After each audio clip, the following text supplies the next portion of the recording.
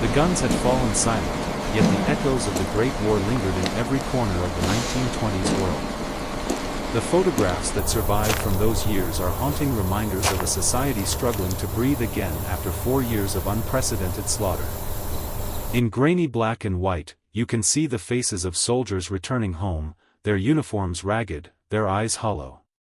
Some step down from the trains with wooden crutches, their legs gone forever, while others sit in wheelchairs, their bodies permanently bent by the machinery of modern warfare. These images are not the glamorous portraits that history sometimes prefers, they are quiet, devastating testimonies to the hidden cost of a so-called victory.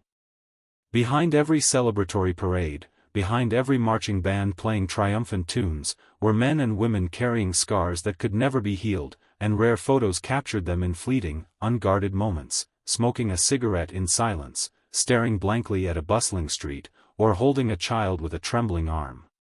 Civilians, too, bore the shadow of the war. Entire towns had been razed in Europe, leaving behind landscapes that looked less like farmland and more like lunar wastelands, pocked with craters and twisted metal. Photographs of French villages reveal piles of rubble where once there had been schools, churches, and homes. Children play among the ruins, their laughter at odds with the skeletal walls surrounding them. For many families, the 1920s began not with prosperity but with homelessness, hunger, and the daily struggle of rebuilding. In one rare image, a woman in widow's clothing stands in front of a shattered building clutching a photograph of her husband, the picture within a picture capturing 2 generations destroyed by the same war. These visual fragments remind us that the celebrated, roaring 20s, roared only for some, while others whispered through their grief. The war had also created a generation of the disfigured, often called the broken faces. Plastic surgery was in its infancy, and surgeons struggled to reconstruct the shattered jaws and torn features of men who had survived gas attacks or shrapnel wounds. Photographers, often working in secret or for medical documentation, preserved these startling before and after portraits. They show soldiers whose faces had been obliterated, now replaced by crude prosthetics or experimental grafts. These are not the kinds of images that made it into newspapers, but they existed in the hidden archives of hospitals. Looking at them today, one sees not just the fragility of the human body, but also the resilience of men who tried to rejoin society despite being living reminders of a nightmare most wished to forget. The contrast between the glittering flapper girls dancing in jazz clubs and the silent figure of a masked veteran standing on a street corner could not be more striking. Beyond the visible wounds, there were invisible ones. Shell shock, what we now understand as post-traumatic stress disorder, haunted thousands of veterans. Rare photos from psychiatric hospitals show rows of men staring into space, their minds trapped in the trenches long after their bodies had left. Some sit in padded rooms, others attempt occupational therapy, weaving baskets with trembling hands. These images reveal how mental scars were often dismissed as weakness, with men told to pull themselves together, in a society that did not yet have the language for psychological trauma. Yet these photographs, smuggled from institutions or preserved by compassionate doctors, tell us the truth. The 1920s were haunted not only by roaring jazz but by silent screams no one wanted to hear. The war also reshaped nations beyond Europe. In the United States, returning soldiers posed for group portraits in small towns, some still proudly wearing their uniforms despite missing limbs. In rural communities, photographs show entire welcome home ceremonies in school gymnasiums or churchyards, with banners proclaiming, "Our heroes return." Yet behind the smiles were families who had lost brothers, fathers, and sons. In African American communities, photos captured veterans who had fought for democracy abroad only to return to segregation and racial violence at home. These images of black soldiers marching in parades, their medals pinned to their chests, contrast sharply with other photographs showing lynch mobs and burning crosses. The hidden truth of the 1920s is that service and sacrifice did not guarantee equality, and the camera lens revealed that bitter contradiction. Across the Atlantic, colonial soldiers who had fought under European flags returned to lands that barely recognized their service. Rare photographs from India, Africa, and the Middle East show men with faded uniforms, standing proudly yet forgotten, their stories erased from mainstream narratives. In some villages, photos reveal entire gatherings of veterans posing with improvised medals, their contributions acknowledged only within their own communities. The shadows of empire stretched across the decade, and the photographs remind us that the so-called World War truly was global, leaving scars far beyond the Western Front. The physical environment, too, bore witness. Rare aerial photographs of battlefields in the early 1920s show vast stretches of land still unusable for farming, pitted with water-filled craters. Farmers posed beside rusted tanks they had dragged out of their fields, reminders that the land itself was poisoned. In some images, children play near piles of unexploded shells, their innocence framed against instruments of death. The transition into peace was never clean, and the earth itself carried the wounds as much as the people who walked upon it. Cultural life also reflected the shadows of war. Photographs from the early 1920s capture crowds at war memorial dedications, stone monuments being unveiled in cities and villages alike. In these rare images, you can see women in mourning veils, children clutching wreaths, entire communities frozen in solemnity. Every monument stood not just as a reminder of the past but as a silent warning for the future. Yet the very same era produced photographs of exuberant parades, ticker-tape celebrations, and the rising optimism of a society desperate to believe the worst was behind them.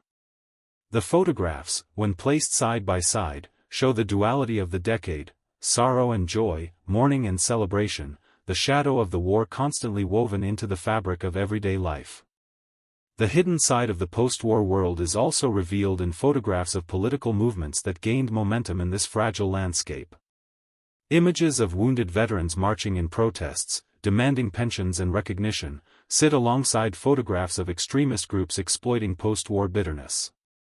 The rise of fascism, nationalism, and radical politics often began in gatherings captured on film, angry crowds, banners raised, fists in the air.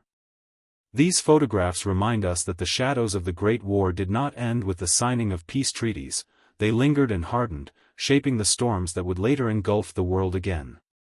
And yet, amidst all this darkness, rare photographs also capture moments of resilience. Families rebuilding homes with their bare hands, children returning to reopen schools in makeshift classrooms, communities planting flowers around war memorials. These images are quieter, less dramatic, but equally powerful. They show that even in the rubble, life persisted. The hidden side of the 1920s was not only sorrow and trauma but also endurance, courage, and the slow, painful rebirth of a world determined to survive. Looking at these rare photos today, one realizes that the 1920s cannot be understood without acknowledging the long shadow of the Great War. The glamorous parties and technological marvels of the decade existed alongside crippled veterans selling pencils on street corners, widows in black carrying photographs of the lost, and nations haunted by landscapes that still bled with history. The photographs pull back the curtain on a reality that was both fragile and profound, a world trying to dance its way out of grief, even as the echoes of war whispered in every street, every home, every silent photograph. The 1920s are often remembered as an age of glitter, of champagne towers and smoke-filled jazz clubs, but beneath the shimmering surface lay a hidden war fought in the shadows of the American night. Prohibition, intended as a moral crusade to cleanse society of alcohol's corruption, instead birthed an underground empire of speakeasies, bootleggers, and criminal networks whose legacy still haunts the imagination. Rare photographs from the decade capture this paradox in striking detail. Glamorous women in sequin dresses sipping cocktails in secret bars while, just outside, federal agents pose with smashed barrels of liquor, their axes raised like executioners. The lens reveals a world divided, between those who reveled in defiance and those tasked with enforcing a law that millions had no intention of obeying. Speakeasies themselves were both myth and reality. In photos, their doors are often marked only by a faint symbol or a half-hidden staircase leading down into basements or up into dimly lit rooms above barbershops. Patrons are captured mid-laugh, raising glasses that the law declared illegal, their eyes gleaming with both joy and risk. These images pull us into a world where danger mingled with delight, where a night of dancing could be interrupted by the sound of pounding fists on the door. Yet, other photographs reveal the less romantic side: cramped rooms reeking of smoke, crude moonshine poured into mismatched glasses, and workers toiling to keep the illusion alive. For every glittering Charleston dance captured on film, there was another image of exhausted bartenders wiping sweat from their brows, or musicians playing on instruments scarred by constant use, sustaining a culture of rebellion. Bootleggers became folk heroes in some communities, their portraits appearing almost proudly in local papers before police dragged them away. Rare images show trucks with hidden compartments stuffed with bottles, ingenious disguises like priests' robes or milk containers used to smuggle liquor past checkpoints. In one haunting photograph, a child no older than 10 is seen carrying a small barrel into a back alley, a reminder that the trade ensnared not only hardened gangsters but entire families desperate for income. While the legends of bootleggers often emphasize their daring escapades, the photographs tell a harsher truth. Many of these men and women lived under constant threat, facing not only the law but rival gangs ready to eliminate competition without mercy. The rise of organized crime is inseparable from these images. Al Capone's empire in Chicago, though romanticized by later films, is documented in chilling photographs of crime scenes: bodies slumped in cars, gangsters sprawled on sidewalks, their tailored suits soaked in blood. The infamous St. Valentine's Day massacre, often remembered as a story, survives in stark police photos that leave nothing to the imagination. Yet alongside these grisly scenes are photos of Capone himself, smiling at charity events, handing out food to the poor, a public image carefully crafted to mask the violence that funded his generosity. The contrast between these images reveals the dark genius of organized crime in the 1920s. It thrived not only on fear but on charm, weaving itself into the fabric of everyday life while operating from the shadows. Law enforcement, too, is frozen in photographs that betray their own contradictions. Federal agents are pictured proudly standing over piles of smashed liquor bottles, their hats tipped back, their faces serious with purpose. Yet other photos show them drinking the very contraband they had confiscated, or accepting bribes slipped across tables. Corruption was not hidden from the camera, it was an open secret etched into the weary expressions of officers who knew they were fighting a losing battle. Some images even capture police laughing with bar owners after staged raids, the so-called busts serving more as theater than justice. The rare photos strip away the myth of absolute authority and instead reveal a chaotic dance between enforcers and the defiant public. Women, too, occupied a central role in these hidden worlds. Photographs of flappers, their short dresses swaying as they danced the Charleston, are iconic, but behind the glamour lay a more radical act. Every sip of liquor, every puff of smoke, was an open rebellion against social norms that had long confined them. Rare photographs show women bartenders, cigarette dangling from their lips as they poured drinks with a confidence once reserved for men. Others show groups of women at police stations, arrested in raids yet laughing defiantly at the cameras, their mugshots turned into symbols of resistance. These images remind us that Prohibition did not only reshape nightlife, it reshaped gender roles, pushing women into spaces of public rebellion previously denied to them. Moonshine operations, often hidden in rural backwoods, add another layer to this visual narrative. Photos of makeshift stills deep in forests show men working by lantern light, surrounded by coils of copper tubing and barrels bubbling with illegal brew. Some images capture raids where authorities pour toxic concoctions into streams, the liquid foaming like a chemical wound upon the earth. These scenes are far from the glamour of city speakeasies, they are gritty, dangerous, and often deadly. Poisonings from poorly made liquor-filled hospitals, and rare photographs of ward rooms lined with victims tell a sobering story. The hidden cost of cheap alcohol was human lives sacrificed on the altar of desperation and demand. The entertainment world embraced this defiance, and photographers immortalized it. Jazz bands played furiously in dimly lit clubs, their faces caught in sweat-drenched close-ups, horns gleaming in the half-light. Dancers kicked up their heels with abandon, their blurred movements in long-exposure photos conveying the sense of speed and liberation that defined the age. Yet the camera also captured quieter moments, a lone saxophonist in a corner, a couple whispering secrets at a table, an exhausted dancer catching her breath between songs. These images remind us that behind the energy was exhaustion, behind the music was the grind of survival in a decade that asked its performers to play harder, faster, louder, anything to drown out the silence left by the war and the suffocating grip of prohibition. Perhaps the most striking photographs of all are those of the raids. Federal agents bursting through doors, flashbulbs catching shocked patrons mid-drink, women covering their faces as men raise their hands in surrender. In some images, laughter breaks through, as if the absurdity of being arrested for sharing a glass of wine was too much to bear. Other photos show humiliation, lines of people being marched through streets, their faces marked with shame as neighbors watched. These moments, frozen forever, reveal how prohibition criminalized ordinary pleasures and turned millions into lawbreakers, eroding respect for authority with every shattered bottle. Looking at these rare photographs today, one cannot help but see prohibition as both farce and tragedy. The glamour, the rebellion, the music, and the danger were all real, but so were the corpses in alleyways, the children poisoned by bad liquor, the corruption that seeped into every level of society.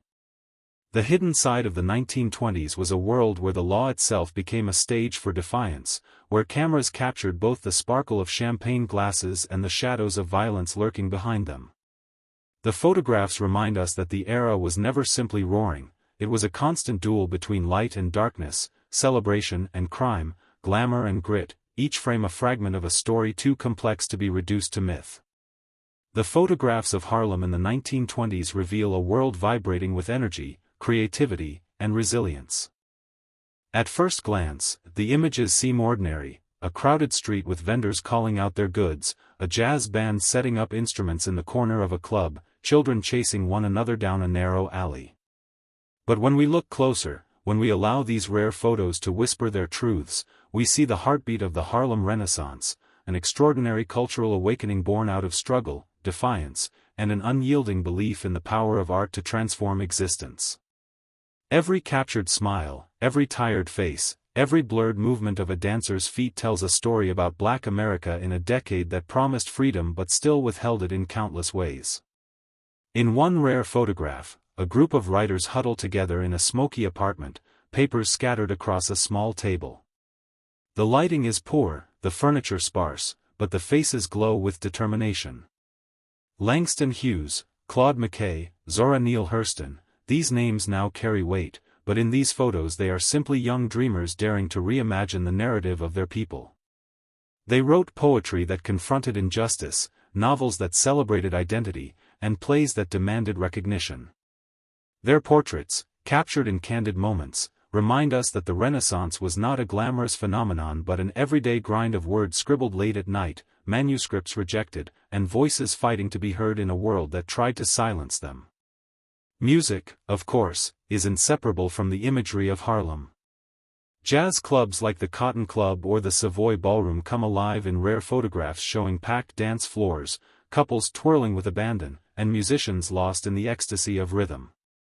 Duke Ellington at the piano, his fingers blurred across the keys, Bessie Smith standing before a microphone, her eyes closed as if channeling every sorrow and every joy into her song.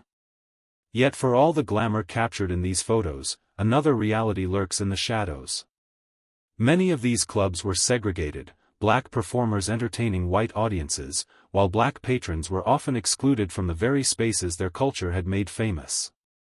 A photograph of a group of black patrons waiting outside while a line of white socialites files in speaks volumes about the contradictions of the era.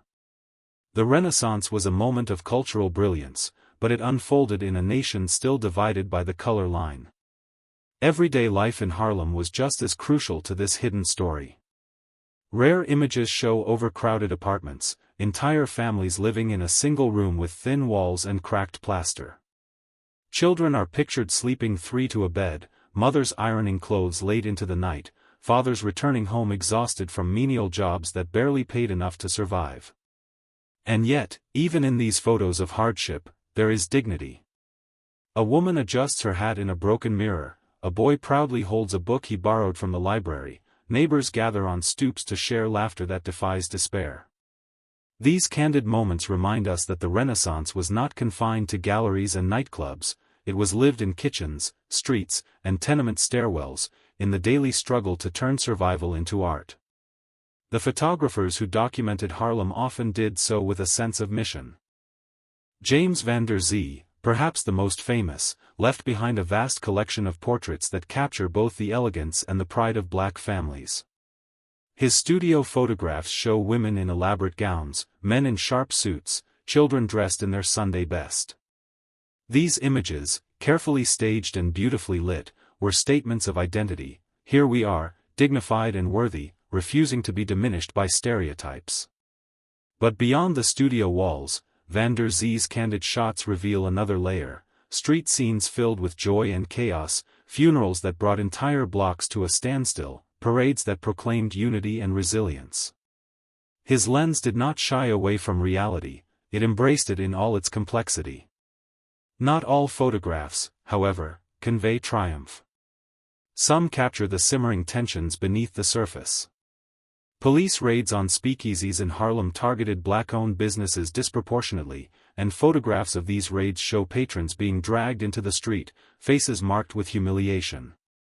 Other images show protests, with placards demanding equal rights, better housing, and fair wages.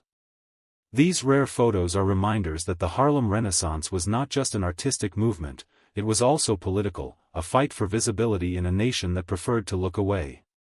The art and the struggle were intertwined, each feeding the other, each necessary for survival. The fashions of Harlem were themselves a form of art, immortalized in photographs that glow with personality.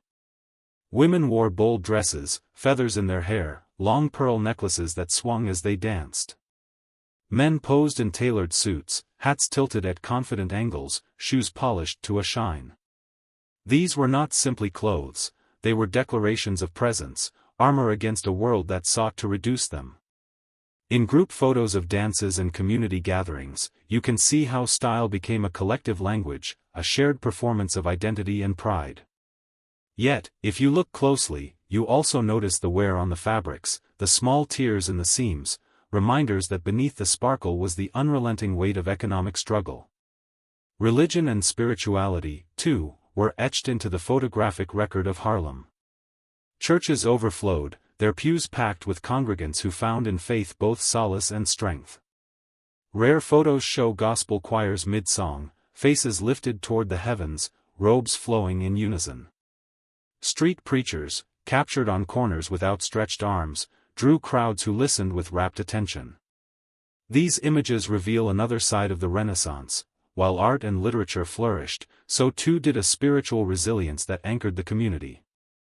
In the midst of poverty, crime, and prejudice, faith provided continuity, hope, and a sense of belonging. Children are perhaps the most poignant figures in these photographs. In some images, they appear joyful, playing stickball in alleys, skipping rope on sidewalks, their laughter echoing across decades. In others, they look weary, faces prematurely aged by responsibility, carrying groceries, caring for younger siblings, working small jobs to help their families survive. These photographs remind us that the Renaissance was not just about adults creating art and music, it was also about raising a generation in conditions both inspiring and harsh. Every child captured in these photos carried within them the future of a movement that was still fighting for recognition. The contradictions of Harlem in the 1920s are perhaps best seen in the juxtaposition of photographs that sit side by side in archives.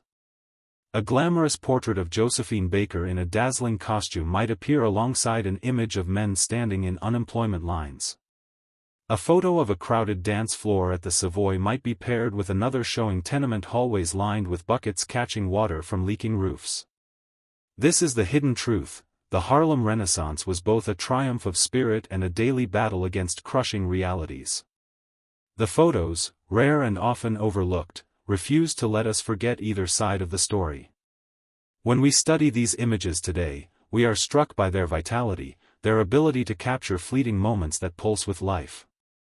But they also serve as warnings and lessons. They remind us that cultural brilliance often emerges not from comfort but from struggle, not from wealth but from the refusal to be silenced. The hidden side of the 1920s lives in these photographs, in the eyes of writers dreaming in smoky apartments, in the sweat of musicians playing until dawn, in the laughter of children chasing one another down crowded streets, in the quiet dignity of families posing proudly in their best clothes. Harlem in the 1920s was more than a neighborhood, it was a stage where the hidden stories of Black America were written, sung, painted, and photographed for the world to see, even if the world was not ready to understand. The glittering myth of the Roaring Twenties often blinds us to its shadows. Rare photographs that surface from archives tell a story that history books often push aside. Poverty was as much a part of the 1920s as jazz, cocktails, and flapper dresses. For every dazzling photo of a Manhattan skyline rising into modernity, there exists another of breadlines stretching down blocks, of families wrapped in patched coats standing in the biting wind, of children with bare feet walking streets littered with coal dust. The contradiction was stark: prosperity for some, struggle for many, and the camera captured it without mercy. These images reveal the hidden side of a decade we think we know, a side where hunger, homelessness, and silent despair stood in harsh contrast to roaring parties. In urban centers, tenement life was a reality for millions. Photographs from New York, Chicago, and Philadelphia show families packed into single-room apartments where light barely entered and ventilation was non-existent. A rare photo of a mother cooking on a small stove wedged into the corner of a room tells volumes, clothes hanging overhead to dry, children sitting cross-legged on the floor, the wallpaper peeling in long strips. Outside, alleyways were lined with trash, and open sewers ran between buildings. These were the neighborhoods that rarely made it into the glowing advertisements of prosperity, but the photos remain, silent witnesses of hardship amid supposed national wealth. When juxtaposed with images of the same city's glimmering nightlife, the truth becomes undeniable: the 1920s were never a golden age for all. Child labor, though slowly being restricted by reform movements, was still captured in haunting photographs during the decade. Small boys in oversized caps crouched beside machines in textile mills, their faces smudged with grease and dust. Girls with braids and tired eyes sorted vegetables in canneries or sold newspapers on street corners. One rare photograph shows a boy no older than 8 carrying a heavy sack of coal, his body bent under its weight, his expression frozen in grim determination. These children were part of the hidden workforce that kept industries moving, even as wealthy socialites toasted champagne to prosperity. For many families, every pair of hands, no matter how small, was essential to survival. Rural poverty tells another side of the story, one less visible in the roaring cities but just as devastating. Farmers, particularly in the South and Midwest, faced falling crop prices and crushing debt throughout the decade. Rare photographs show farmers standing beside fields of cotton they could not afford to harvest, barns collapsing under disrepair, and families gathered around tables set with little more than cornbread and milk. Drought and soil exhaustion devastated large areas, and the photos reflect the weariness etched into the faces of those who worked the land. These were not the faces of roaring prosperity, they were the faces of endurance, of people left behind in a decade supposedly defined by abundance. The starkest contrast can be seen in photographs of breadlines during economic downturns within the decade, particularly in industrial cities hit by temporary recessions. Men in tattered coats line up for bowls of soup served by charities, their hats pulled low to hide their faces from the camera. Rarely do we see these images in popular narratives of the 1920s, yet they existed side by side with photographs of jazz clubs, department store openings, and automobile showrooms. For every new Ford rolling off the assembly line, there were workers laid off in the same city, families who could not afford shoes, children who learned to mask hunger with silence. Photographers of the time often captured poverty with unflinching realism. Some worked for reform groups, documenting living conditions to push for legislation, while others simply captured what they saw in their neighborhoods. Their photos remind us that prosperity in the 1920s was not universal, it was selective, uneven, and often cruelly indifferent. One particularly haunting image shows a young girl asleep on a fire escape, her head resting on folded arms, her small shoes dangling over the iron bars. It was not uncommon for children to sleep outside to escape the suffocating heat of crowded apartments, and the photo becomes a chilling reminder of the fragility of life in the shadows of modern cities. Immigrant families bore a disproportionate share of this poverty. Photographs of Italian, Irish, Jewish, and Eastern European neighborhoods show men waiting on street corners for day labor, women washing clothes in shared basins, and children selling fruit from pushcarts. These communities, often derided by mainstream society, were the backbone of urban labor, and yet their photographs reveal the hardship that underpinned their contribution. In these faces we see both exhaustion and determination, the refusal to surrender despite being marginalized in the supposed land of opportunity. Poverty in the 1920s was not only economic, it was social, reinforced by prejudice and systemic exclusion. African American communities migrating north during the Great Migration faced similar struggles, their experiences captured in photographs of overcrowded housing, poorly maintained schools, and long lines at underfunded clinics. These photos remind us that the Harlem Renaissance, while culturally transformative, unfolded against a backdrop of deep poverty. The glamour of jazz and literature coexisted with the daily grind of families fighting to keep roofs over their heads. Photographs of black mothers working as laundresses, of fathers laboring in menial jobs, of children studying under dim light bulbs in cramped rooms, all tell us that brilliance emerged from environments the world rarely saw or wanted to see. The irony of these images is sharpened by the simultaneous rise of advertising and consumer culture. Magazines of the 1920s are filled with photographs of sleek cars, fashionable dresses, and luxury goods promising happiness. Yet, placed beside the rare images of families scraping together meals, the contrast is devastating. These ads sold a dream accessible only to the few, while the photographs of poverty reveal the silent majority living lives far removed from the glossy pages. It is in this juxtaposition that the hidden truth of the decade emerges most clearly: prosperity was a mirage that shimmered brightly but left millions untouched. The hidden photographs of poverty in the 1920s are not merely records of suffering, they are acts of resistance, forcing us to acknowledge what mainstream narratives prefer to forget. They capture the resilience of those who endured: the woman standing tall in a doorway despite her worn clothes, the boy smiling faintly despite the coal dust on his face, the family gathered around a modest meal, still holding together against all odds. These images remind us that beneath the surface of a roaring decade was a quiet endurance, a struggle fought daily in kitchens, fields, and factories. Without them, our picture of the 1920s would be incomplete, distorted by glamour that hid the grinding truth. With them, we see the full story, a decade of contrasts, where shadows stretched as far as the lights of progress. The story of women in the 1920s is often told through the glitter of flapper dresses, the rhythm of jazz clubs, and the triumphant image of suffragists marching with banners held high. Rare photographs do capture these iconic moments, but when studied closely, they reveal a deeper, more complex reality, one in which women lived between newfound freedoms and stubborn restrictions. The decade was a turning point, a bridge between centuries of confinement and the slow, uneven march toward equality. Every candid photograph, every studio portrait, every grainy image of women at work or at play tells us that the hidden side of the 1920s was a struggle to define identity in a world both opening and resisting. The flapper has become the symbol of the age, immortalized in photos of young women with bobbed hair, short skirts, and daring expressions as they smoked cigarettes and raised cocktails. These images shocked older generations, who saw them as evidence of moral decay. But rare photographs show that the flapper's rebellion was more than fashion, it was defiance. One famous image captures a group of women at a beach, their swimsuits rising above the knee, smiling as policemen measure hemlines to enforce decency laws.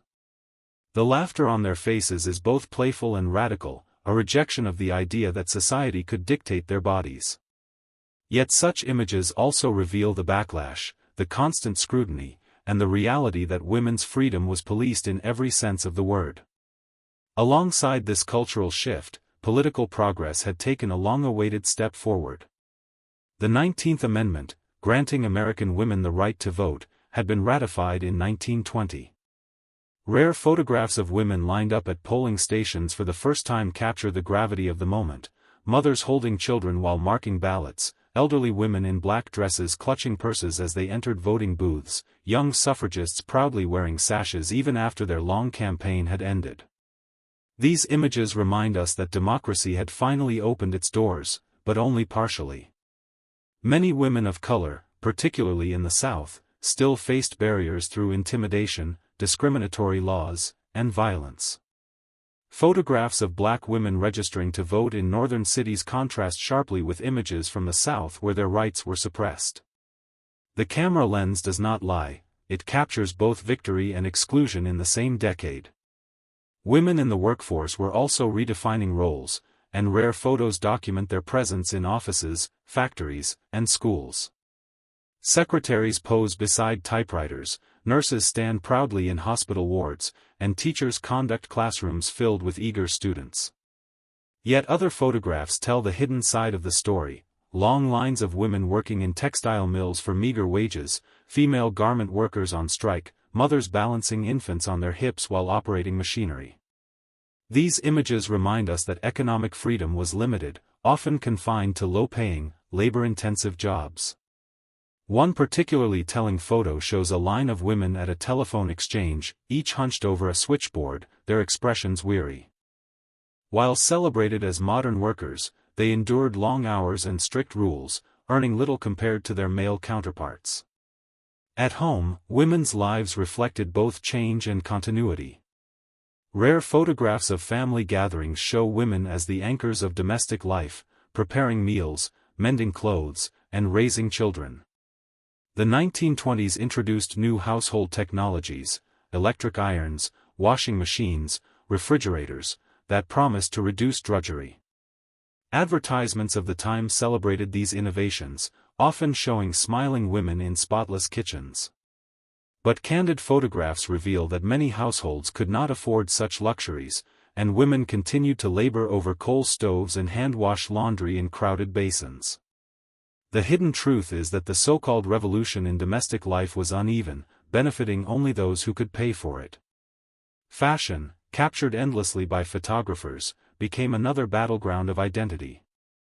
Short skirts, cloche hats, silk stockings, and bold makeup defined the flapper look, but not every woman embraced or could afford such trends. Rare photographs of rural women in plain dresses and aprons stand in sharp contrast to the city fashions. In these images, we see the divide between urban and rural America, where change was embraced in one and resisted in the other. For many women, especially in conservative communities, the old standards of modesty remained intact, and the photographs reflect the stark cultural divide that defined the decade. The restrictions on women were not only cultural but also deeply legal and social. Photographs of courtrooms where women fought for divorce, custody, or workplace rights capture the resistance they faced. One haunting image shows a woman sitting outside a courthouse, her face drawn with exhaustion after losing custody of her children simply because she dared to seek independence. Others show groups of women arrested during protests, their mugshots lined up in police files. These images tell us that every step toward freedom was met with resistance, that the path to equality was neither smooth nor guaranteed. Beyond America, rare photographs of women in Europe and Asia during the 1920s reveal similar struggles and triumphs. British suffragists are pictured celebrating victories even as they continue to demand full rights. In the Soviet Union, women are photographed driving tractors and teaching in schools, their images used as propaganda to show gender equality in a new society. Yet behind these staged photos were still countless restrictions and challenges. In India, images of women in protests against colonial rule remind us that the fight for freedom and gender rights often overlapped, each feeding the other. These global photographs widen our perspective, reminding us that the 1920s were not only a decade of American change but part of a larger wave of transformation, resistance, and contradiction.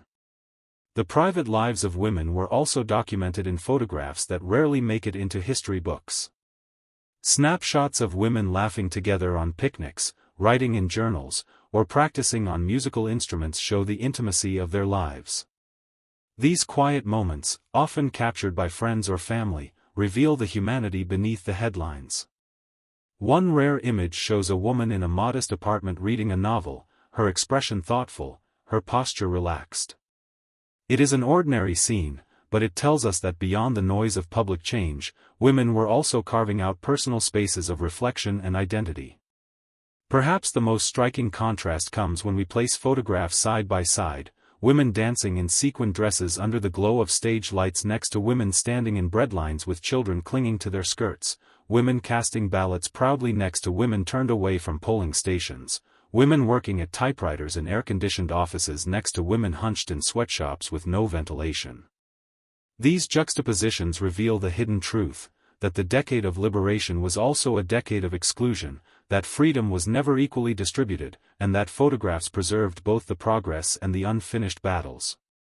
Looking back at these rare images today, we see not only the beauty and daring of the flapper but also the persistence of struggle. We see women pushing against boundaries in fashion, politics, work, and personal life, even as society sought to confine them.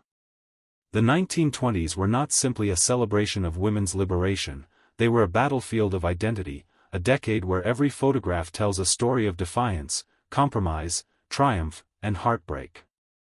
In the faces of these women, whether captured in defiance or quiet reflection, we glimpse the true hidden history of the decade, not just what women became, but what they endured to get there.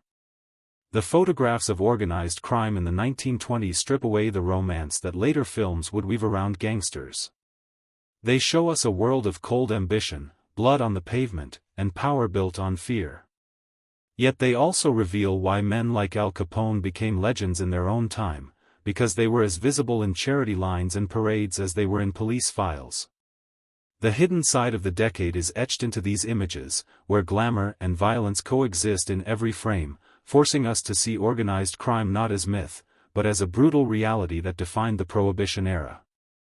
One rare photograph captures Al Capone at a baseball game, smiling broadly in a tailored suit, his arm around a child as though he were any other civic leader. The crowd beams, oblivious to, or perhaps deliberately ignoring, the blood that financed his fortune. Juxtapose this with police photographs of Capone's men sprawled in alleyways after shootouts, their expensive shoes protruding from beneath blood-stained coats. These are not scenes from a script, they are evidence, captured by flashbulbs, of a city caught in the grip of men who ruled not only the nightclubs but the streets themselves.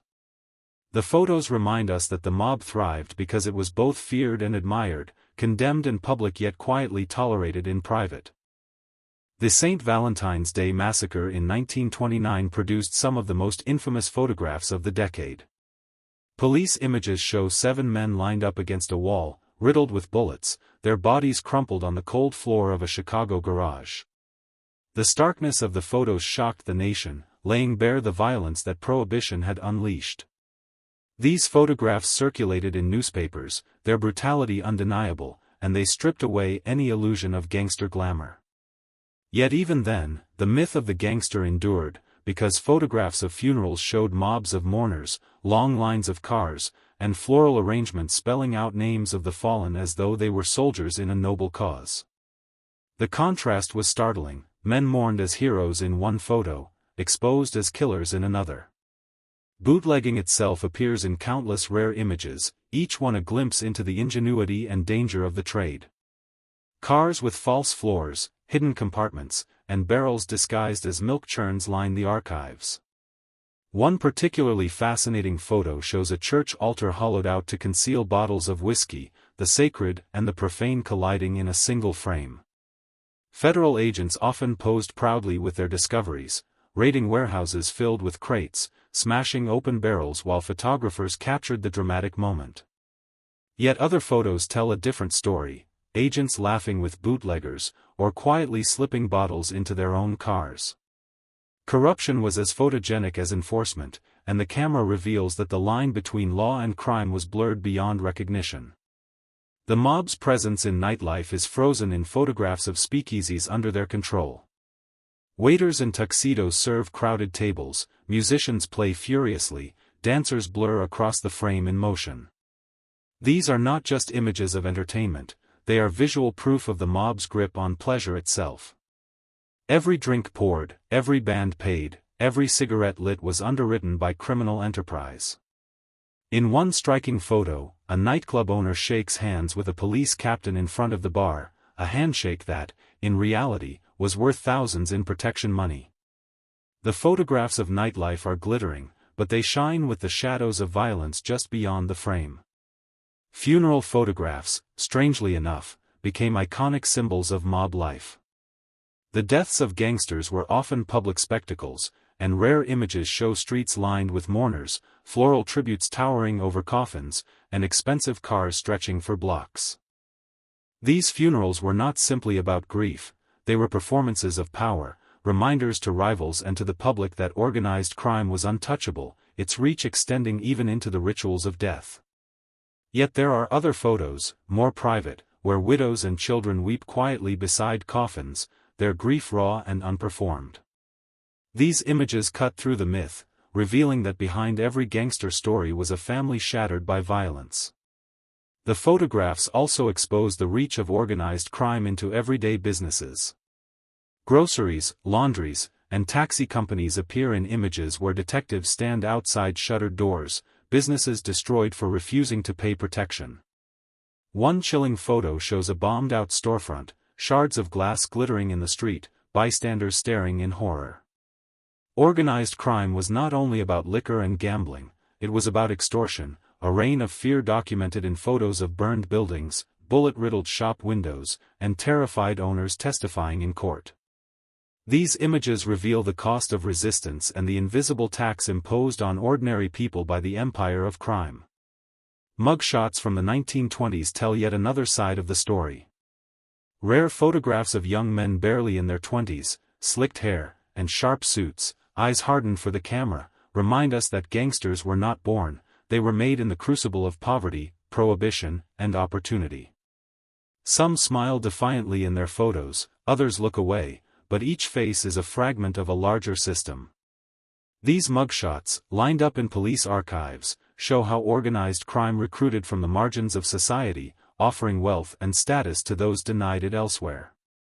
Yet the same photos also expose the disposability of these men, many of whom would not live to see 30. Photographs of women connected to organized crime reveal another hidden layer. Some appear as glamorous companions at nightclubs, dressed in fur and pearls, their presence reinforcing the aura of wealth and allure. Others, however, are pictured in courtrooms, accused of smuggling liquor, or in mugshots themselves, their faces defiant, refusing to bow to shame.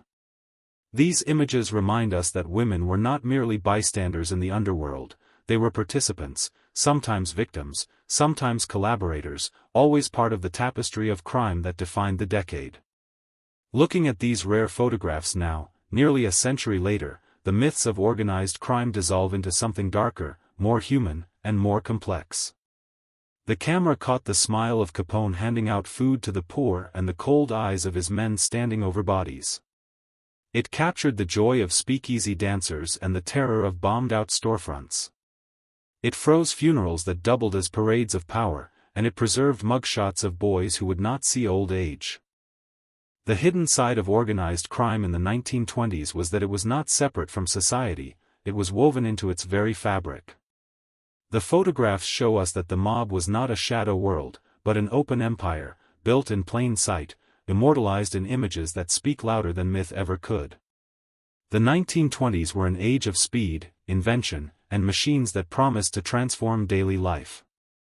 Rare photographs from the decade capture a world caught between the horse-drawn past and the mechanized future, where modernity arrived with both wonder and danger. In these images, technology is not just a collection of objects, it is a character in its own right, reshaping how people lived, traveled, worked, and dreamed. The hidden story behind these photos is that progress was thrilling, but it was also reckless, leaving behind accidents, exhaustion, and anxiety that history often forgets. The automobile stands at the center of this transformation. Photographs of endless rows of Model Ts rolling off Henry Ford's assembly lines capture the triumph of mass production, the promise of mobility within reach of the middle class. Proud families posed beside their new cars, smiling as if holding proof of their arrival in modern America. Roads once quiet with carriages became crowded with traffic, captured in photos of jammed intersections and policemen directing the chaos with outstretched arms. Yet other photographs reveal the darker side: wrecked cars crumpled against trees, drivers sprawled lifeless beside twisted metal. Traffic fatalities skyrocketed in the 1920s, and the photographs remind us that the age of speed demanded a price in blood long before safety standards existed. Airplanes, too, entered daily imagination, their fragile frames immortalized in images of daring pilots. Rare photos show Charles Lindbergh preparing for his transatlantic flight, his Spirit of St. Louis gleaming in the morning light. Crowds gathered at airfields, captured in photographs craning their necks skyward as barnstormers performed stunts that seemed to defy gravity. These were not just spectacles, they were glimpses of the future, promises that the sky itself could be conquered. Yet other images tell a harsher truth: planes broken in fields, pilots standing beside wreckage with weary expressions, widows clutching photographs of men lost to experimental flights. The photographs remind us that aviation was not only about triumph but also about risk, trial, and tragedy that paved the way for progress. Skyscrapers rising from city skylines are another defining image of the 1920s. Photographs of construction workers balancing on steel beams hundreds of feet above the ground, their legs dangling casually into the air, have become iconic symbols of the era. These men, often immigrants, smiled for cameras while risking their lives daily, building monuments of glass and steel that redefined cities like New York and Chicago. The rare photographs of these workers tell us that modernity's beauty was built on human courage, sweat, and peril. One image shows a group of men eating lunch on a girder suspended in the sky, their bodies relaxed as if they had forgotten the abyss beneath them. The photograph embodies the paradox of progress, wonder and terror existing in the same moment. Electricity reshaped homes and cities, its arrival captured in photographs of neon signs blazing against the night. Streets once dark after sunset glowed with advertisements, theaters illuminated with dazzling lights promising escape. In one rare photo, a crowd gathers outside a cinema bathed in neon, their faces lit by electric glow as though staring at a portal into the future. Yet beyond the glamour, photographs also show tangled webs of wires strung haphazardly across neighborhoods, workers electrocuted while attempting repairs, and rural areas where darkness still reigned because electrification had not yet reached them. The hidden side of modernity is that it spread unevenly, creating divides between those who lived in light and those who remained in shadow. The radio was another machine that changed the decade, though its impact can only partly be seen in photographs. Families are pictured gathered around wooden cabinets, their faces intent, listening to voices and music carried through invisible waves. These images capture the intimacy of technology, the way a single device could shrink the world, bringing distant speeches, concerts, and news into living rooms. But other photos show workers in factories assembling radios in long lines, their labor invisible in the glamour of the finished product. The technology connected millions, but it also demanded new industries, long hours, and constant innovation behind the scenes. Factories themselves became shrines to modernity, and photographs of their interiors show endless rows of machines tended by weary workers. The scale is overwhelming: hundreds of identical cars, shoes, or radios lined up, each product a triumph of standardization. But rare photographs also show exhausted men and women collapsed on benches, their bodies bent by repetition, their expressions vacant. The hidden side of industrial progress was monotony, the human spirit bent to serve machines. One haunting photo shows a woman asleep at her sewing machine, her hands still resting on fabric. Progress promised efficiency, but it drained life in ways less glamorous photographs refuse to let us forget. Science, too, flourished in the 1920s, and rare photos capture both excitement and unease. Medical laboratories show scientists in white coats experimenting with new drugs, while other images reveal bizarre contraptions, electrical devices meant to cure ailments, machines that look more like torture instruments than treatments. Patients are photographed strapped into chairs, wires attached to their bodies, their faces tense with anticipation or fear. These forgotten photos remind us that innovation was often experimental, and the boundary between science and quackery blurred in ways that history rarely acknowledges. The photographs of technology in the 1920s, when viewed together, create a mosaic of contradictions. A family beaming beside their new car, a mangled wreck on the roadside. A skyscraper glittering in the night sky, a worker clinging desperately to a steel beam. A glowing radio in a living room, a factory worker asleep at their station. Each image is a fragment of a truth often hidden by the myth of unbroken progress. The 1920s were not simply a celebration of modernity, they were a test of how much risk, exhaustion, and inequality a society would accept in exchange for speed, light, and connection. Looking back at these photographs today, nearly a century later, we see both the marvel and the menace of a world learning to live with machines. We see faces of wonder, fear, pride, and fatigue, all captured by the unblinking eye of the camera. The hidden side of modernity in the 1920s is that it came with costs too easily forgotten, ridden not only in gleaming towers and humming radios but also in broken bodies, uneven access, and dreams pursued recklessly. The images remind us that technology is never neutral, it reshapes, uplifts, and wounds all at once. And in the 1920s, it reshaped the very rhythm of life, leaving photographs as the only witnesses to its double-edged promise. When we picture the 1920s, the mind fills with images of glittering cities, jazz clubs, and skyscrapers climbing toward the heavens. Yet rare photographs from the countryside tell a different story, one that history often leaves in shadow. For millions of Americans, the decade was not roaring but weary, not a celebration of prosperity but a daily struggle to keep farms alive, to hold families together, and to resist a modern world that seemed to be passing them by. In these photographs, we find the forgotten side of the decade, rural America caught between tradition and change, captured in haunting black and white.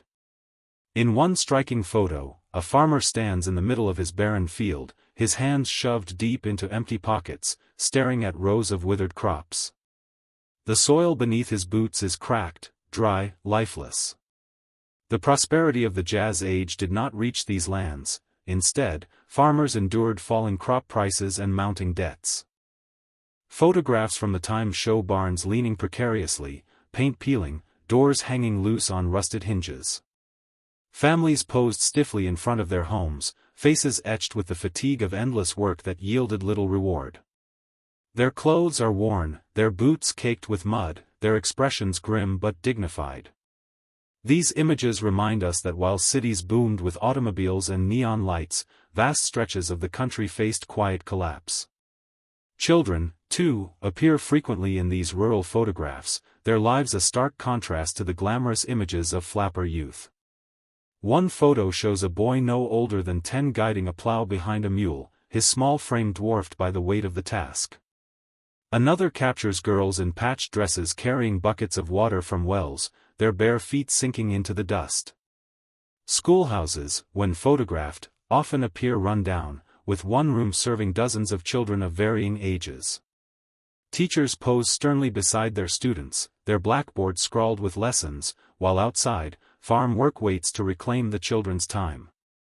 These rare images reveal that education was a luxury balanced against the immediate necessity of labor. The rural economy was battered not only by falling prices but by the arrival of modern machinery that promised efficiency yet pushed many small farmers into ruin. Photographs show gleaming new tractors and harvesters, symbols of progress, but also men watching helplessly as banks repossessed farms that could not compete with mechanization. One haunting image shows a family loading furniture onto a wagon, their farm auctioned off to pay debts.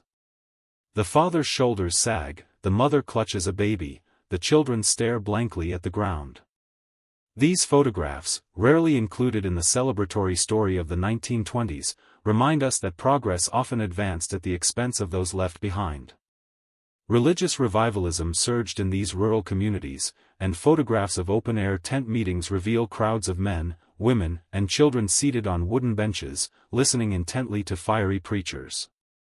In one photo, a preacher with arms raised high seems to command the very heavens, while the faces of the faithful shine with rapture. These gatherings were not just spiritual but social, offering unity and hope in communities battered by hardship. They also reflected resistance to modern urban values, a determination to hold on to tradition. Other photographs capture protests against teaching evolution in schools. Parents gathered with signs outside courthouses, echoing the famous Scopes trial of 1925. These images expose the cultural divide that split America in the decade, cities rushing toward modernity, while rural communities clung fiercely to the old ways. Isolation is another theme carved into these rare photos. Farmhouses sit alone on endless horizons, small figures dwarfed by the vastness of fields and sky. Roads are muddy tracks barely wide enough for wagons, bridges are little more than wooden planks spanning creeks.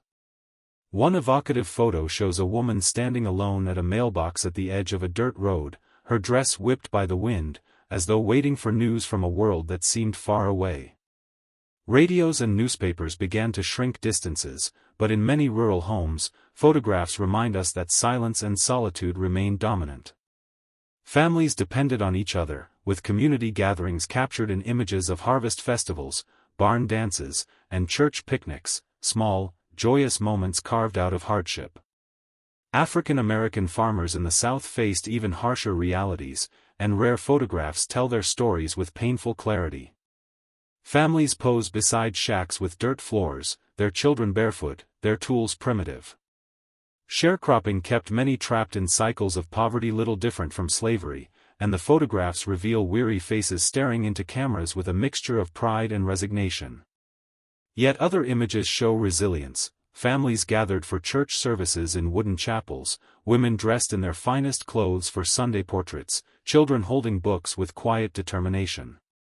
These photographs preserve dignity amid struggle, reminding us that rural Black communities carved out lives of strength even when excluded from the prosperity celebrated elsewhere.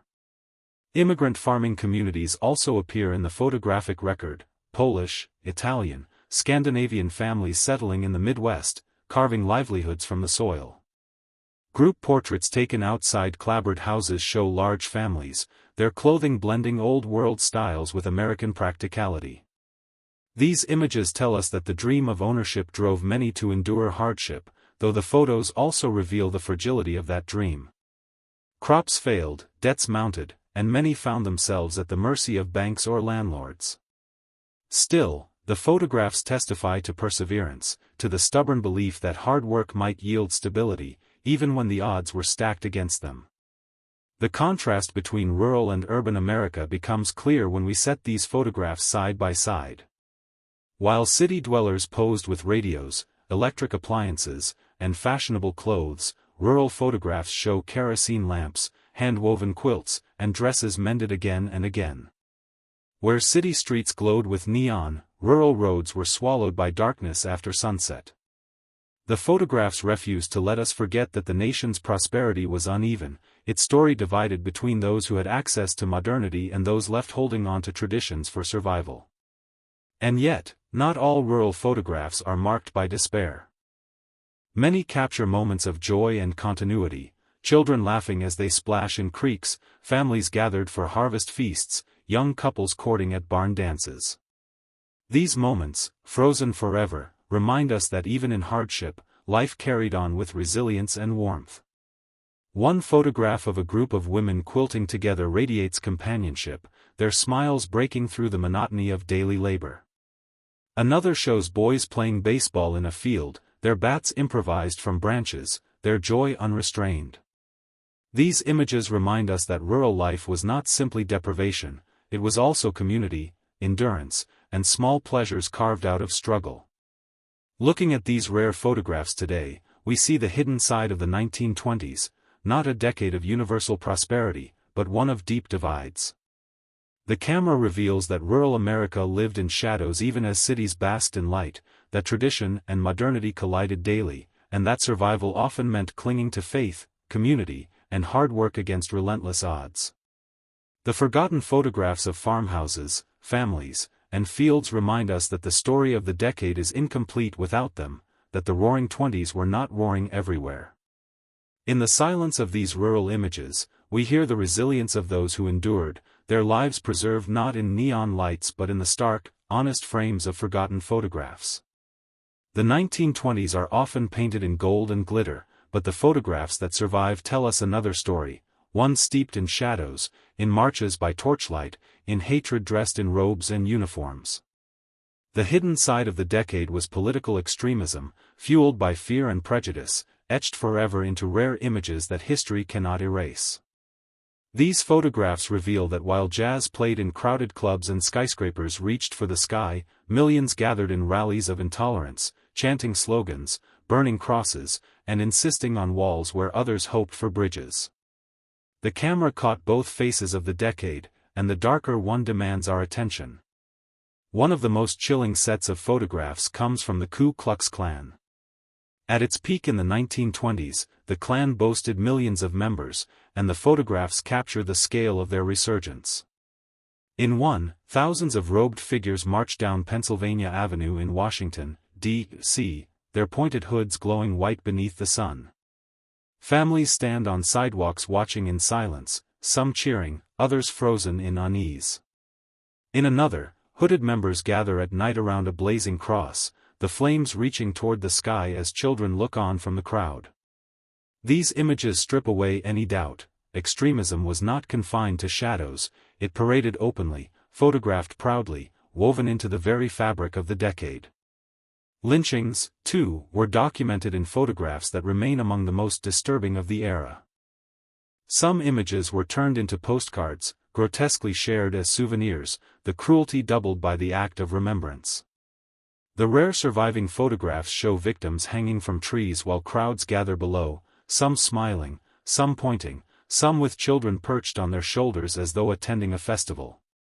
These are not easy images to confront, but they reveal the brutal reality of racial violence that coexisted with the Harlem Renaissance. For every photo of jazz musicians on stage, another exists of a community terrorized by hatred. The hidden side of the 1920s was that violence against Black Americans was not a relic of the past but a continuing reality, seared into the photographic record. Immigrants also became targets of hostility, their stories preserved in photographs of protests, raids, and deportations. In one image, Italian immigrants are lined up outside a police station, their faces anxious as officers examine their papers. In another, banners declare, "America for Americans," as demonstrators march against immigration, their expressions hard, their fists raised. The shadow of the Red Scare looms in photos of suspected radicals being arrested, men and women herded into trucks under suspicion of communist sympathies. These images remind us that political extremism was not only about racial hatred, it was about fear of the foreign, the different, the new. The 1920s were a decade of closing doors as much as opening ones, and the photographs lay bare the exclusionary mindset that shaped policy and culture alike. The rise of fascist movements abroad found echoes in America, and rare photos reveal early rallies where men saluted foreign leaders and spoke of strongmen as saviors. These small but growing groups, photographed in rented halls or marching in uniform, foreshadowed storms to come. Meanwhile, socialist and labor movements produced their own striking photographs, workers filling city squares with banners demanding fair wages, police clashing with strikers, picket lines stretching across streets. The camera captures both sides, workers with determined faces holding the line, and policemen swinging batons, the violence frozen mid-swing. Extremism was not confined to the right, it surged across the spectrum, with ideology clashing violently in streets and factories, each side immortalized in rare and raw photographs. The political world itself was not immune to spectacle. Campaign rallies of the decade are preserved in photographs that show stadiums filled with flags, candidates speaking beneath vast banners proclaiming promises of prosperity and stability. Yet hidden within these images are hints of division. Women standing outside with signs demanding equal recognition in politics, Black activists holding placards for anti-lynching laws ignored by mainstream parties, immigrants demanding fair treatment while politicians posed for cameras with slogans about purity and order. The photographs tell us that even when politics appeared polished and patriotic, beneath the surface ran currents of exclusion and resentment. Religious extremism also left its imprint, and rare photographs of revivalist rallies show massive crowds gathered in open fields, preachers standing on platforms with arms raised skyward. Some photos capture the rapture in the faces of the faithful, but others reveal how these movements intertwined with politics, calling for bans on teaching evolution, for strict moral codes, for laws to enshrine their vision of society.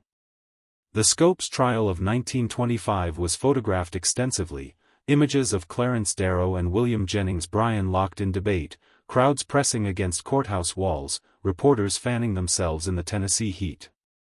The photographs immortalize a cultural battle between science and faith, modernity and tradition, a battle that defined the decade as much as any jazz song or skyscraper. Not all resistance to extremism was crushed, and photographs also preserve moments of defiance. Civil rights leaders are pictured addressing crowds, their faces resolute, their presence a challenge to the tide of hate. Immigrant communities photograph themselves in festivals and parades, celebrating culture despite hostility. Workers posed proudly with union banners, even after strikes had been broken.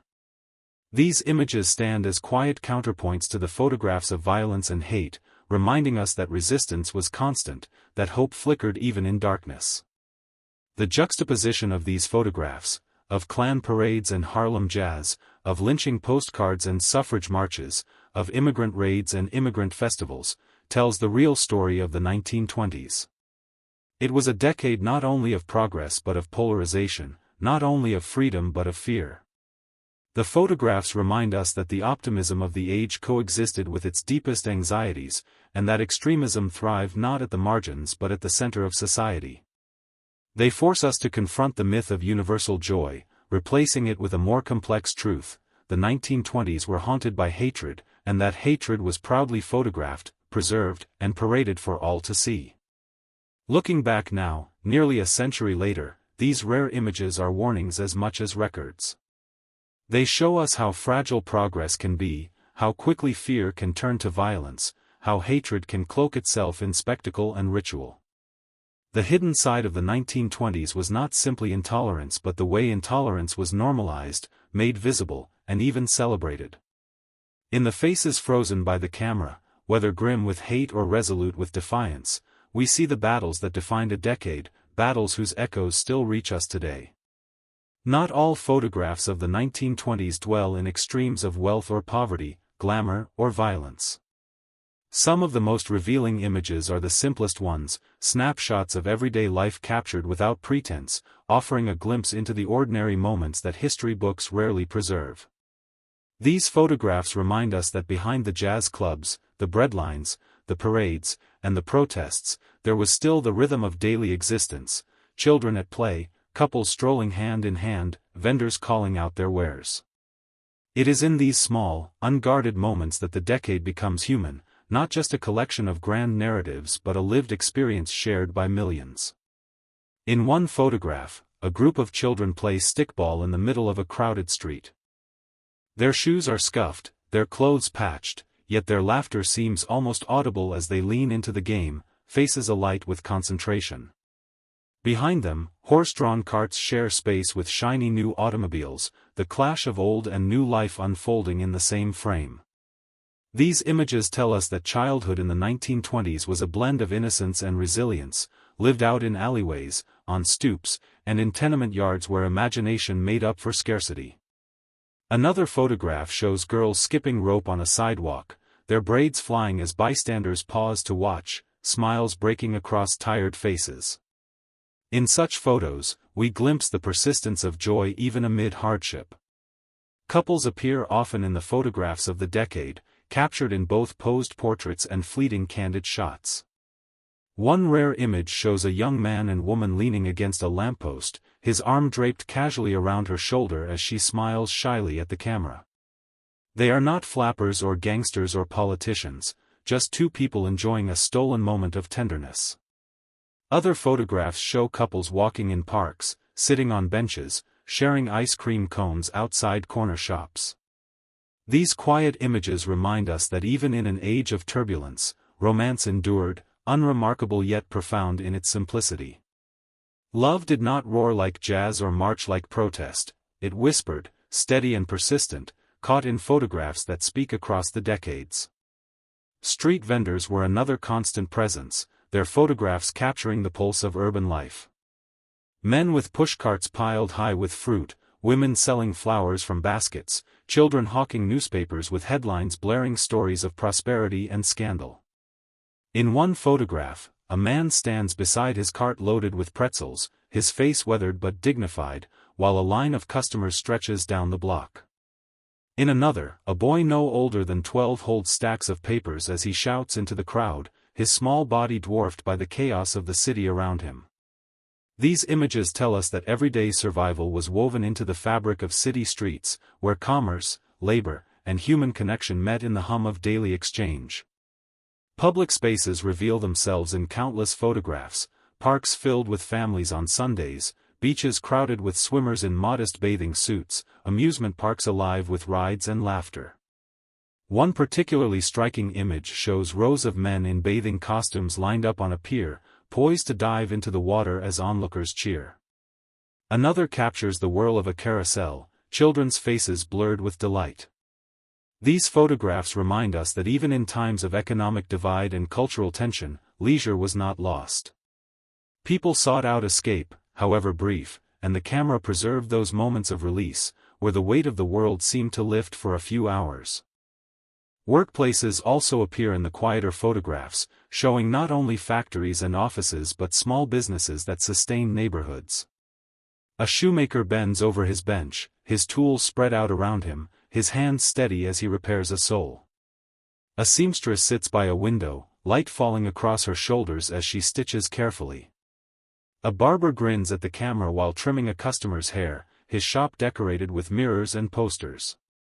These are not the grand industrial images of progress but the intimate portraits of work as daily ritual, where skill and service gave shape to lives.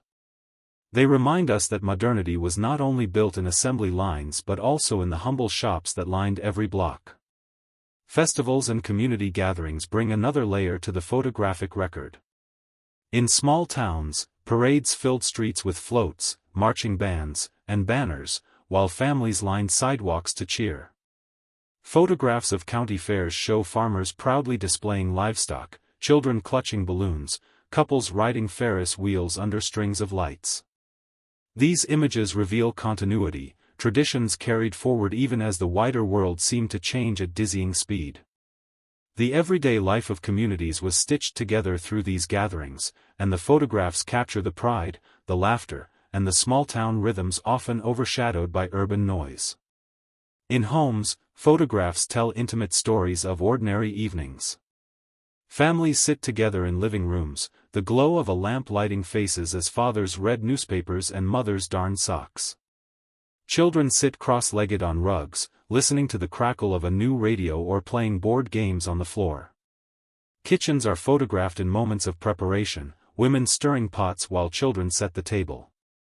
These images, humble and unremarkable at the time, now carry immense weight, for they remind us that the decade was lived not only in public spectacle but in private rituals of family life.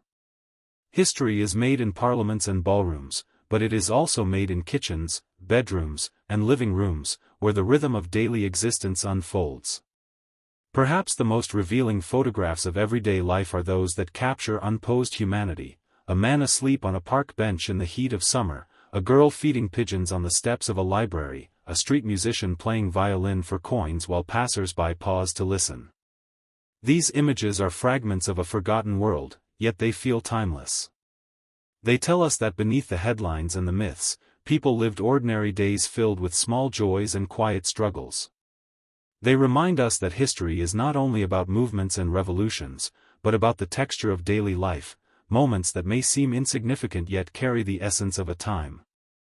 Looking at these rare photographs now, nearly a century later, we are reminded that the hidden side of the 1920s was not always dark or violent.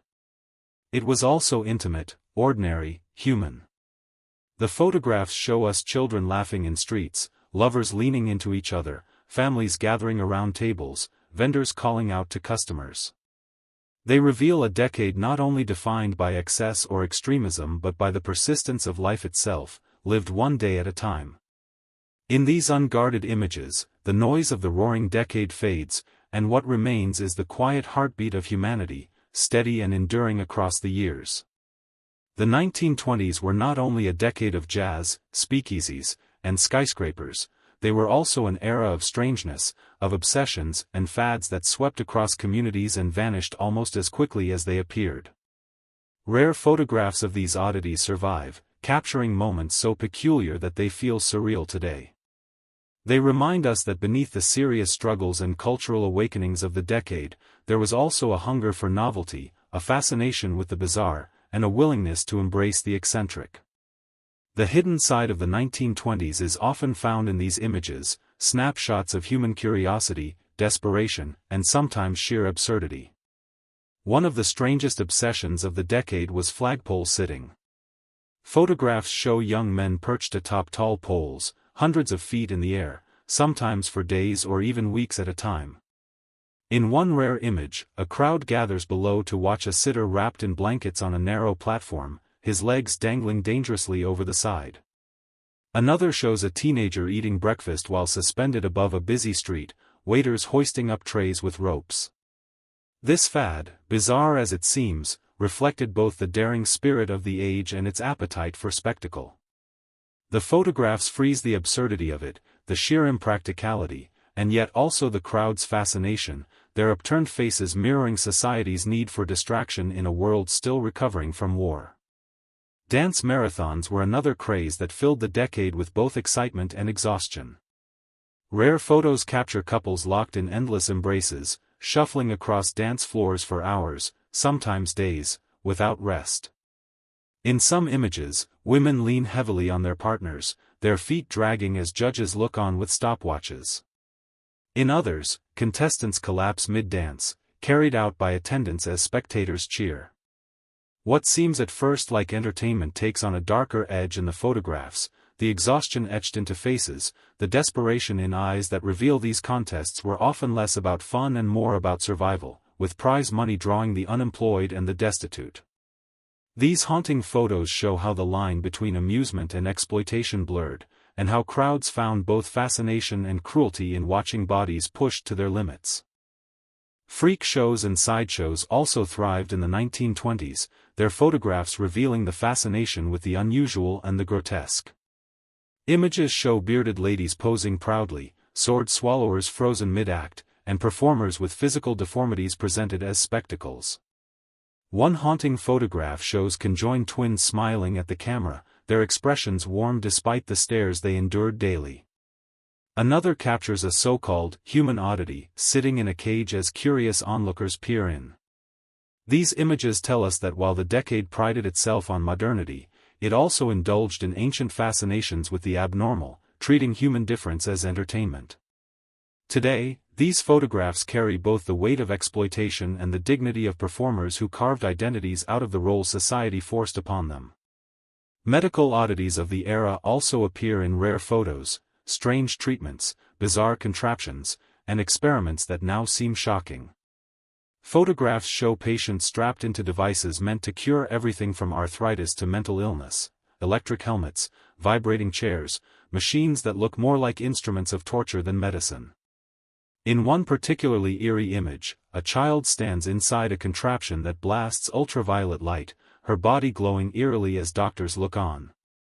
These photographs remind us that the 1920s, while a time of scientific progress, was also an age of quackery, where desperate people submitted to treatments that promised miracles and delivered little more than pain. The hidden side of modern medicine was often as strange as any circus act, preserved in photographs that look almost unreal today. Beauty contests swept across the decade, documented in countless photographs of young women standing in rows, numbers pinned to their swimsuits, their smiles fixed as judges looked on. Pageants celebrated ideals of beauty that were narrow and exclusionary, yet they fascinated the public, filling magazines and postcards. Rare images show contests for babies, dogs, and even vegetables, where pumpkins and cabbages were crowned winners alongside their human counterparts. These photos, half whimsical and half unsettling, reveal society's obsession with ranking and display, with turning life itself into competition.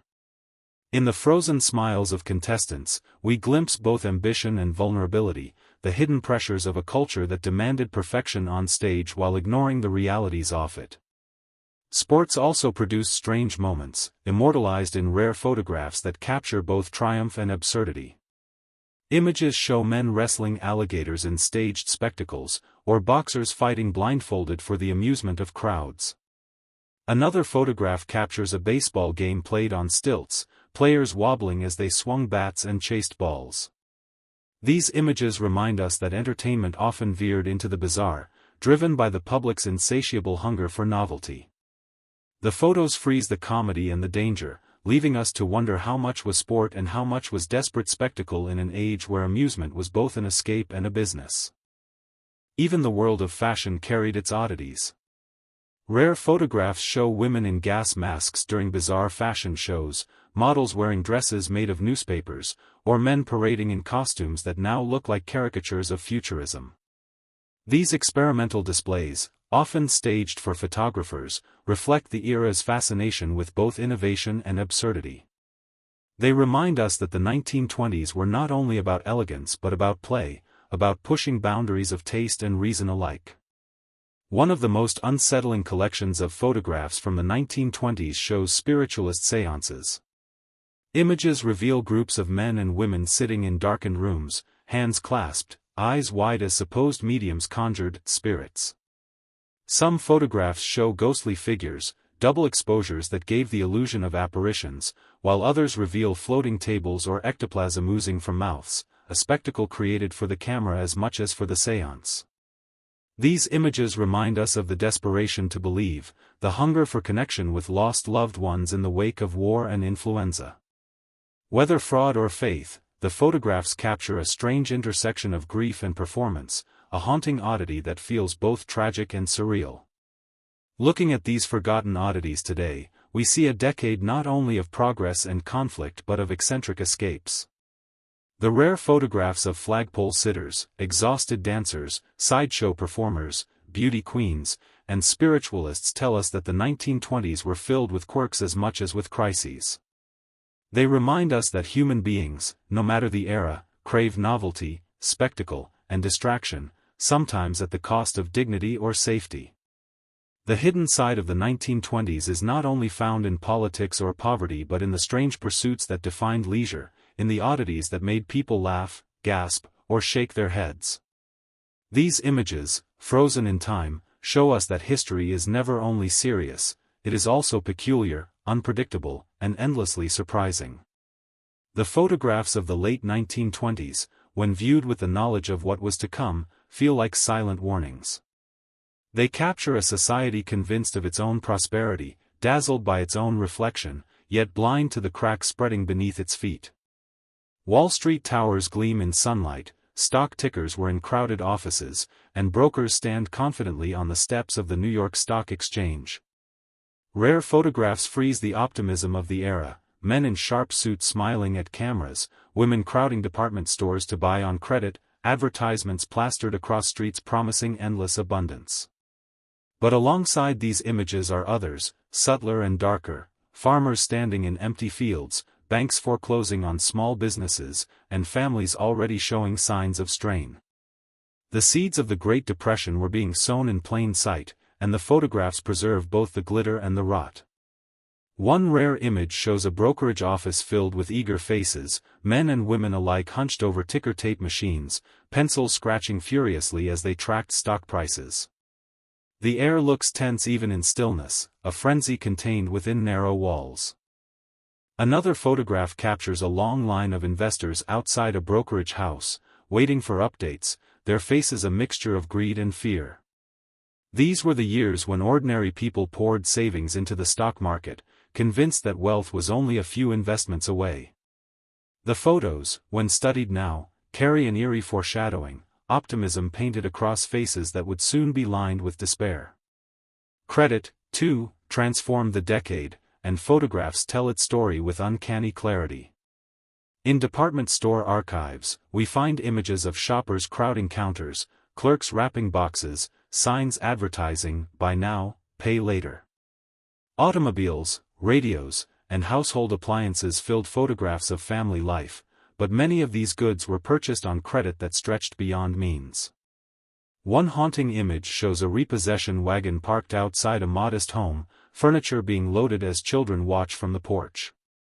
Another shows stacks of unpaid bills photographed by banks as evidence, the neat columns of debt contrasting with the smiles captured in glossy consumer ads. The photographs make clear what history confirms: prosperity was often an illusion, built on borrowed money and borrowed time. Agriculture, the backbone of much of America, was already in crisis long before the crash of 1929. Rare photos show farmers dumping milk into ditches, unable to sell it for a price that covered costs, while others capture grain piled high in storage as markets collapsed. In one striking image, a farmer's wife stands outside a farmhouse with broken windows, her children barefoot in the dust at her feet. Their expressions tell of exhaustion that prosperity never touched. These photographs reveal that rural America was already living in depression throughout the decade, their struggles overlooked as cities celebrated. When the crash finally came, these communities were not shocked, they were simply dragged deeper into hardship they already knew too well. Banks, too, left their warnings in photographs.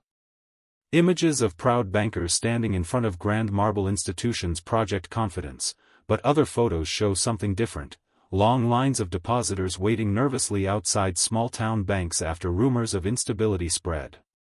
These early runs, captured in photographs long before 1929, reveal the fragility of the financial system. Smiling bankers posing beside vaults full of cash contrast starkly with later images of locked doors and shuttered windows. The photographs expose the thin veneer of stability that fooled the public until it shattered completely. The disparity between rich and poor, so vividly captured in photographs of the decade, is perhaps the clearest sign of the coming collapse. On one side, images show lavish parties, men in tuxedos and women in glittering gowns sipping champagne in hotel ballrooms, their laughter frozen by flashbulbs. On the other, photographs from the same years reveal workers on strike, families in breadlines during localized recessions, and tenements overflowing with people who never saw prosperity touch their lives. The contrast between these photographs is jarring, and together they form a visual truth: the roaring prosperity was never universal, and its imbalance made collapse inevitable. Speculation, immortalized in photographs of trading floors and ticker machines, was mirrored by another set of images: advertisements promising ordinary citizens a chance to get rich quick. Rare photos show storefronts offering investment clubs, where workers pooled money to buy stocks they barely understood. The pride in their faces as they posed for photographs tells a story of hope, but the shadows in those same images reveal the danger. They believed photographs would record their rise, but instead they became evidence of misplaced faith in a system built to collapse. Even leisure photographs of the late 1920s carry hints of coming tragedy. Families posing with new cars, vacations at beaches, or tickets to Broadway plays, all financed on optimism, credit, and speculation. One particularly haunting photo shows a group of friends clinking glasses at a rooftop party in 1928, the skyline glowing behind them. They look carefree, timeless in their joy, yet history tells us that within a year many of them would see their fortunes vanish. These photographs are not just records of joy, they are frozen moments on the edge of disaster, laughter echoing before the silence of collapse. When the crash came in October 1929, the photographs became even more stark. Brokers standing in streets with dazed expressions, piles of paper strewn across trading floors, police holding back crowds outside banks. Rare images show men with their heads in their hands, others staring at chalkboards where plummeting prices were scrawled in real time. Some photographs capture the despair in human form, individuals who lost everything in a single day, their faces marked with shock. Though many of these photos were taken at the end of the decade, they feel like the inevitable conclusion to all the images that came before, the silent warnings ignored until it was too late. Looking at these rare photographs now, nearly a century later, we see not just the glamour and optimism of the 1920s but the fragility beneath it.